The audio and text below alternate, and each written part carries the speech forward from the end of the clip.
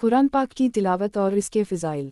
तफसीली और दिलकश तकरीर। अलहमदुलिल्लाह नहमदहा व नस्ली व नसलम अली रसूला अल करीम। मुहतरम हाज़रीन किराम, अल्लाह रब्बुल इज़्ज़त का लाख लाख शुक्र है जिसने हमें कुरान मजीद जैसी अजीम नेमत अता फरमाई और हम उम्मत मुहम्मदिया में पैदा हुए, जिन्हें रब कायनात ने अपना कलाम सुनने और पढ़ने की सआदत बख्शी।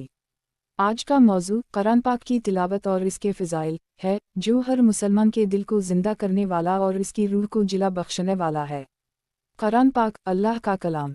कुरान मजीद अल्लाह ताला का नाज़िल करदा वो मुक़द्दस कलाम है जो हज़रत मुहम्मद सल्लल्लाहु अलैहि वसल्लम पर वही के ज़रिए उतरता रहा।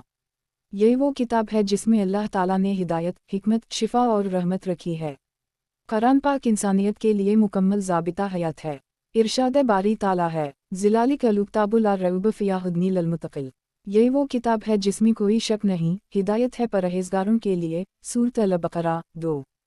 तिलावत का मानी और अहमियत।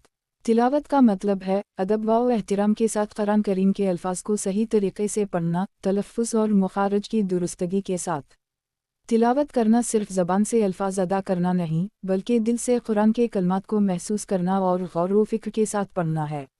अल्लाह ताला कुरान मजीद के बारे में फ़रमाता है, वरतले अलुक़ुराइल तैरतीलन, और कुरान को ठहर ठहर कर खूबसूरती से पढ़ो। सूरत अल-मज़मल 4। कुरान पाक की तिलावत के फ़िज़ाइल।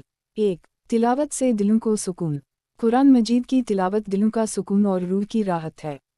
अल्लाह ताला फरमाता है, आला बिज़िक्रि अल्लिया तत्मइन्नु अलुक़ुलूब। बेशक दिलों का सुकून अल्लाह के ज़िक्र में है। सूरत अल-राद 28। और कुरान पाक सबसे आला ज़िक्र है। 2. हर हर्फ पर अजर। हज़रत अबद अल्लाह बिन मसूद रज़ी अल्लाह अन्हा से रिवायत है कि रसूल अल्लाह सल्लल्लाहु अलैहि वसल्लम ने फरमाया, जो शख्स कुरान पाक का एक हर्फ पढ़े, इसके लिए एक नेकी है और एक नेकी का अजर 10 गुना तक बढ़ाया जाता है। मैं नहीं कहता कि अलम एक हर्फ है, बल्कि अलिफ एक हर्फ है, लाम एक हर्फ है और मीम एक हर्फ है। तरमज़ी, यानी सिर्फ तिलावत करने से ही बेशुमार नेकियां हासिल होती हैं। 3. कुरान शफ़ाअत करेगा। रसूल अल्लाह सल्लल्लाहु अलैहि वसल्लम ने फरमाया, कुरान क़यामत के दिन अपने पढ़ने वाले के लिए शफ़ाअत करेगा। मुस्लिम, यानी कुरान पढ़ने वाले का हामी व मददगार होगा। 4. दर्जात की बुलंदी। रसूल अल्लाह सल्लल्लाहु अलैहि वसल्लम ने फरमाया, कुरान पढ़ा करो क्योंकि वो क़यामत के दिन अपने पढ़ने वाले के लिए शफ़ाअत करेगा। मुस्लिम, और फरमाया, जिसने कुरान पढ़ा, सीखा और इस पर अमल किया, उसके मुँह बाप को क़यामत के दिन ऐसा ताज पहनाया जाएगा जिसकी रोशनी सूरज की रोशनी से ज़्यादा चमकदार होगी। अबू दाऊद 5. अहल कुरान अल्लाह वाले लोग।